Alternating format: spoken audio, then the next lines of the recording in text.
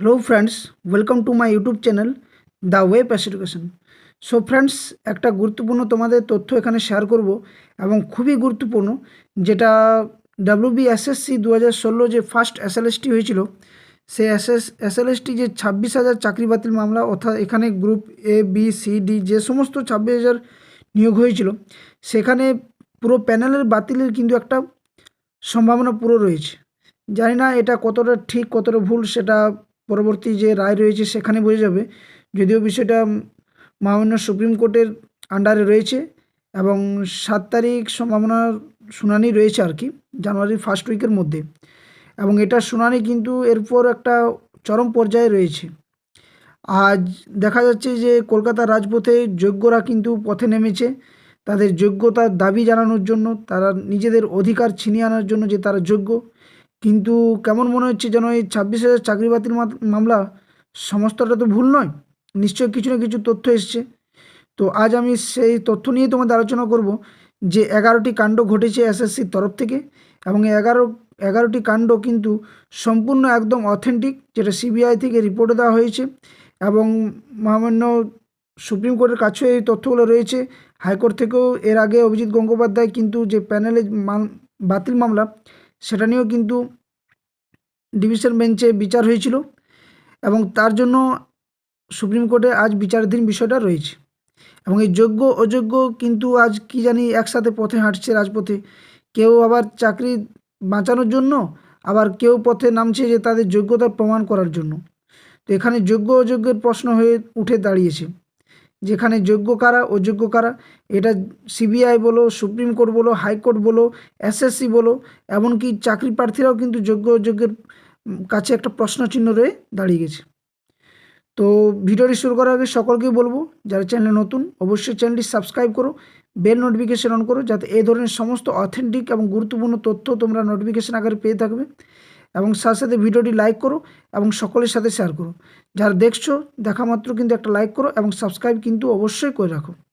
তো চলো এক এক করে আমরা আজকে যে 26,000 চাকরি বাতিল মামলার যে 11টি কাণ্ড ঘটেছে এসএসসির তরফ থেকে, সে 11টি কাণ্ড আমরা এক এক করে জানবো এবং অথেন্টিক এবং প্রুফ আকারে আমরা জানবো, যেটা তোমরা সকলে হয়তো বিভিন্ন সোশ্যাল মিডিয়া ফেসবুক হোয়াটসঅ্যাপ বা ইউটিউবেও কিন্তু দেখেছো। তো আজকে এটার একদম পুরো একদম এই 11টি কাণ্ড নিয়ে আমরা পরপর আলোচনা করব। তো দেখো কি রয়েছে।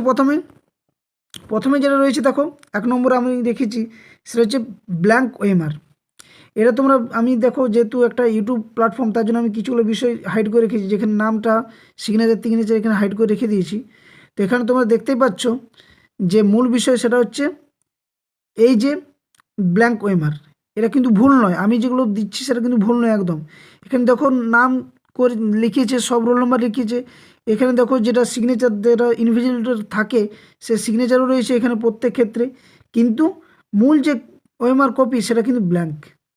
এবং এটা আমি কোনো ইয়ে থেকে দিই না, দেখো এখানে দেওয়া রয়েছে 2016 যে এসএলএসটি হয়েছিল, সে এসএলএসটি থেকে কিন্তু এটা মানে ওএমআর কপিটা। তো এখানে দেখো কিভাবে কিন্তু ভুল রয়েছে। তো 1 নম্বর পয়েন্ট হচ্ছে যেটা ব্ল্যাঙ্ক ওএমআর, অর্থাৎ অনেকে কিন্তু ফর্ম মানে শুধুমাত্র নাম সিগনেচার করেছে এবং তার মধ্য দিয়ে কিন্তু তারা চাকরি পেয়ে গেছে কোনো না পরীক্ষা দিয়েই। এটা হচ্ছে 1 নম্বর ভুল। এটা কিন্তু একটা প্রশ্নচিহ্ন থেকে যাচ্ছে, এটা 1 নম্বর ভুল, যেটা সুপ্রিম কোর্ট এবং সিবিআইয়ের হাতেও কিন্তু এটা ধরা পড়েছে এবং সেটা অবশ্যই চার্জশিট আকারে কিন্তু জমা করবেই। নেক্সট 2 নম্বর সেটা হচ্ছে মার্কস ম্যানিপুলেশন। অর্থাৎ মার্কস ম্যানিপুলেশন কী দেখা দিয়েছে দেখো, এখানে দেখো অনেকেরই কিন্তু কেউ হয়তো যে মার্ক পেয়েছে এখানে 53 হয়ে গেছে, কিন্তু এখানে দেখো ওএমআর মার্কস অন সাবজেক্ট দেওয়া রয়েছে স্ক্যানে, সেটা 20 পেয়ে গেছে, 20তে 20 পেয়ে গেছে। এখন দেখো কেউ 2 পেয়েছে, কেউ 20 পেয়ে গেছে। তো এভাবে কিন্তু মার্কস ম্যানিপুলেশন হয়েছে।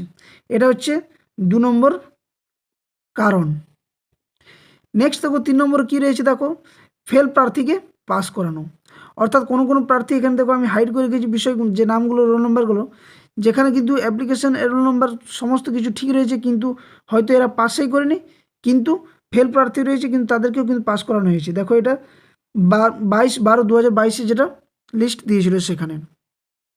অর্থাৎ কোনোভাবেই কিন্তু এমন নয় যে দুর্নীতিগুলো ধরা পড়েনি, সবই ধরা পড়েছে এবং প্রত্যেকটাই কিন্তু একটা একটা প্রশ্নচিহ্ন থেকে যাচ্ছে। তো এটা হচ্ছে 3 নম্বর ভুল, যেটা হচ্ছে কি ফেল প্রার্থীকে পাস করানো। নেক্সট 4 নম্বর হচ্ছে র্যাঙ্ক জাম্প। দেখো এখানে র্যাঙ্ক জাম্প কীভাবে দেওয়া রয়েছে, 132 পর্যন্ত এটা ছিল, যেটা 7 ফেজ ছিল, এটা কিন্তু 7 ফেজ। আমি কিন্তু সমস্তটা হাইড করে রেখেছি এই কারণে, কারণ অনেক কিছু সমস্ত কিছু এখানে কিন্তু শেয়ার করা যায় না। তো এখানে কিন্তু 7 ফেজ, 8 ফেজের যে কাউন্টিংটা সেটা 132-এর পর থেকে হবে। কিন্তু দেখো কাউন্টিংটা সেখানে ওন যেটা র্যাঙ্ক রয়েছে সেটা 151, কিন্তু ডাইরেক্ট তারপরে 93। ঠিক আছে, এটা এই রিংটা ঠিক আছে, কিন্তু 132-এর পরে কত হওয়া দরকার, 132-এর পরের যে র্যাঙ্কগুলো, কিন্তু এখানে দেখো তারপরে 152-53-তে ঢুকে গেছে তার ওন র্যাঙ্কে। তো এখানে কিন্তু র্যাঙ্ক জাম্প এটা নিয়ে একটা খুবই গুরুত্বপূর্ণ একটা স্ক্যাম হয়েছে এটা এসএসসির তরফ থেকে। ওকে, নেক্সট যেগুলো রয়েছে সেগুলো আমি এক এক করে বলবো। ওখানে কিন্তু কোনো প্রুফ রাখছি না এই কারণে, কারণ সমস্ত প্রুফ কিন্তু সব জায়গাতে শেয়ার করা উচিত নয়, একটা সোশ্যাল মিডিয়া প্ল্যাটফর্ম, তো এখানে আমি শেয়ার করছি না। নেক্সট যেগুলো রয়েছে দেখো এক এক করে আমি বলছি, সেটা হচ্ছে প্যানেল এক্সপায়ার হওয়ার পর নিয়োগ। এসএসসির যে কোনো একটা প্যানেলের একটা নির্দিষ্ট লিস্ট রয়েছে, ধরো কারো যদি 10 জন ওই প্যানেলের নাম থাকলো, তাহলে নির্দিষ্ট যে প্যানেলের 10 জনের নাম থাকলো সেখানে তারা ইন্টারভিউ দেবে, ঠিক তো, ইন্টারভিউ দেবে। কিন্তু পরবর্তী ক্ষেত্রে কী দেখা যাচ্ছে যে প্যানেল এক্সপায়ার হয়ে গেছে, কিন্তু তারপরেও এই যে 10 জনের মধ্যে হয়তো 2 জন যায়নি, কিন্তু তারপরেও কিন্তু পরবর্তী ক্ষেত্রে এই 2 জনকে আবার কোনো যে কারণে হোক, তোমরা হয়তো জানো কী কারণে আমি বলতে চাইছি, পরবর্তী ক্ষেত্রে তারা কিন্তু অন্য যখন প্যানেলের লিস্ট বা নাম প্রকাশ হয় সেখানে কিন্তু তারা প্রবেশ করেছে, অর্থাৎ প্যানেল এক্সপায়ার হওয়ার পরেও কিন্তু নিয়োগ হয়েছে। নেক্সট যেটা হচ্ছে সেটা হচ্ছে রেকমেন্ডেশন দেওয়া হয়নি অথচ নিয়োগ করা হয়েছে। এসএসসির তরফ থেকে যদি নিয়োগ রেকমেন্ডেশন করা হয়নি, তাহলে কেন তাদেরকে নিয়োগ করা হলো যেসব প্রার্থী আদৌ যোগ্য নয়। অর্থাৎ এখানে মূল প্রশ্ন যেটা বারবার বলছি, যে অযোগ্য যেটা বিষয়টা, সেই যোগ্য অযোগ্যটাকে দেওয়া হয়েছে। এবং 6-এর সাথে 8টা তোমরা মেলাও, রেকমেন্ডেশন দেওয়া হয়েছে অথচ নিয়োগ দেওয়া হয়নি। অর্থাৎ এই বিষয়টা কি, যে হয়তো এসএসসি রেকমেন্ডেশন করেছে, কিন্তু কেউ হয়তো তাদেরকে নিয়োগ করেছে, নিয়োগ করেইনি হয়তো। এবং এখানে কি রেকমেন্ডেশন করা হয়নি কিন্তু নিয়োগ করা হয়েছে। এই দুটো একটা খুব ভাইটাল একটা পয়েন্ট, যেটা সিবিআইয়ের হাতেও কিন্তু ধরা পড়েছে। নেক্সট ওএমআর মিসম্যাচ, অর্থাৎ কে কার ওএমআর কি ফিল আপ করছে কি না করছে, ভুল কি ঠিক তথ্য, সমস্ত কিছু কিন্তু মিসম্যাচের মধ্য দিয়েও কিন্তু তাদেরকে নিয়োগ করে দেওয়া হয়েছে। নেক্সট 9 নম্বর, সেটা হচ্ছে ইন্টারভিউতে নম্বর বেশি। ইন্টারভিউতে যে নাম্বার থাকা দরকার তার থেকে, মানে যে নাম্বারটা পাওয়া দরকার হয়তো কত, মনে করো 10-10-এর মধ্যে সেই প্রার্থীরা হয়তো 7 পাওয়ার যোগ্য, বা পাওয়ারই যোগ্য নয়, কারণ কি সে শুধু ব্ল্যাঙ্ক কপি দিয়েছে, ব্ল্যাঙ্ক কপি। তো ব্ল্যাঙ্ক যদি ওএমআর শিট দেয়, সে কি ইন্টারভিউতে ভালো নম্বর পাবে? অবশ্যই না পাওয়ারই যোগ্য, কিন্তু সেখানে তাকে 10-এর 10 দিয়ে দেওয়া হয়েছে। এমনও কিন্তু দেখা গেছে, যেটা হচ্ছে ইন্টারভিউতে নম্বর বেশি হিসাবে। নেক্সট 10 নম্বর, সেটা হচ্ছে গ্রুপ সিতে টাইপিং টেস্টের তথ্য ভুল। অর্থাৎ গ্রুপ সিতে যে WBSSC যেটা রয়েছিল SLST, সেখানে যে গ্রুপ সি যে পোস্ট ছিল সেখানে কিন্তু টাইপিং টেস্ট ছিল, এবং এই টাইপিং টেস্টেও কিন্তু ভুল তথ্য অনেক দেখা দিয়েছে এবং সিবিআইয়ের হাতে ধরা পড়েছে, এবং এটা নিয়েও কিন্তু একটা প্রমাণ হয়েছে। আর নেক্সট সব থেকে বড়ো পয়েন্ট, সেটা হচ্ছে এসএসসি এতদিন কোথায় ঘুমিয়েছিল, যখন এত ধরনের দুর্নীতি হয়েছে, এত যখন মানে নিয়োগ প্রক্রিয়ার ক্ষেত্রে ওএমআর শিট থেকে শুরু করে, রিকমেন্ডেশন দেওয়া হয়নি থেকে শুরু করে, ইন্টারভিউতে, তারপর র্যাঙ্ক জাম থেকে শুরু করে, প্যানেল এক্সপায়ার হওয়ার পর নিয়োগ, এই সমস্ত কিছু দেখা সত্ত্বেও নিশ্চয়ই এসএসসি জানে, কিন্তু তাও কোনো অ্যাকশন নেয়নি কেন?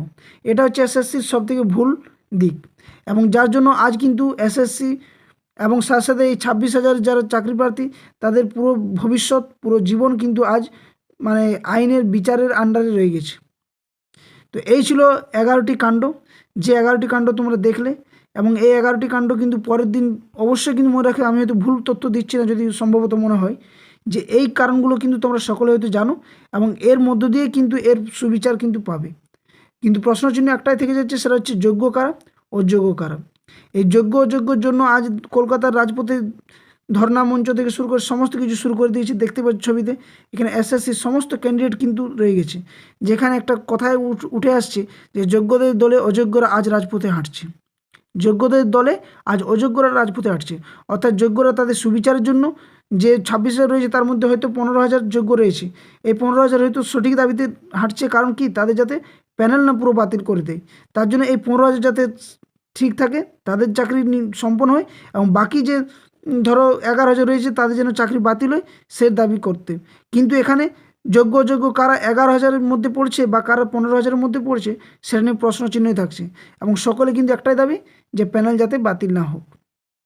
আর যারা যোগ্য তাদের বিচার একটাই যে আমরা যোগ্য, আমাদের চাকরি থাকুক, অযোগ্যদের খুঁজে বার করে তাদেরকে কিন্তু বাতিল করুক। এবং এই 26-এর চাকরি বাতিল হওয়ার যে 11টি কারণ, সেটা দেখলে তোমরা সকলে কাণ্ডগুলো জানলে যে কি হয়েছিল, কি হওয়ার কথা। এবং এই ধরনের নানান কিন্তু অভিযোগ কিন্তু তথ্য উঠে আসছে এবং এর আগেও উঠেছে। দেখা যাক, মহামান্য সুপ্রিম কোর্ট আশা করছি সকলের জন্য সুবিচার করবে। তার জন্য তাকে সাধুবাদ জানাচ্ছি মহামান্য সুপ্রিম কোর্টকে, বিচারপতিদেরকে, যাতে করে এর সুবিচার হয়, যোগ্যরা যাতে চাকরি পায়, অযোগ্যরা যাতে তাদের চরম থেকে চরমতর শাস্তি যেন পায়। আজ 10টি বছর 11টি বছর ধরে যে সমস্ত যোগ্য চাকরি প্রার্থীরা মানে সমস্ত কিছু ঠিক থাকা সত্ত্বেও তারা মানে লিস্টে নাম আসেনি, তার চাকরি পায়নি, তাদের এই যে অভিশাপ, তাদের যে এই যন্ত্রণা, তাদের এই যে জীবনের পথে যে একটা 10টি বছর যে কেড়ে নেওয়া, সেই দিক থেকে অযোগ্যরা যাতে বাতিল হয় সেই কামনায় কিন্তু সকলে করছে।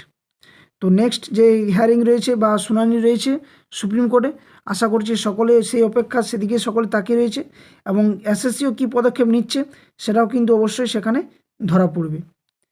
তো ভিডিওটা এই পর্যন্ত ছিল। যদি ভিডিওটি ভালো লাগে ভিডিওটি অবশ্যই লাইক করো, বন্ধুদের সাথে শেয়ার করো। আর যারা চ্যানেলে নতুন আছো অবশ্যই চ্যানেলটি সাবস্ক্রাইব করে বেল নোটিফিকেশন অন করতে ভুলো না। ওকে, থ্যাংক ইউ, ধন্যবাদ, জয় হিন্দ।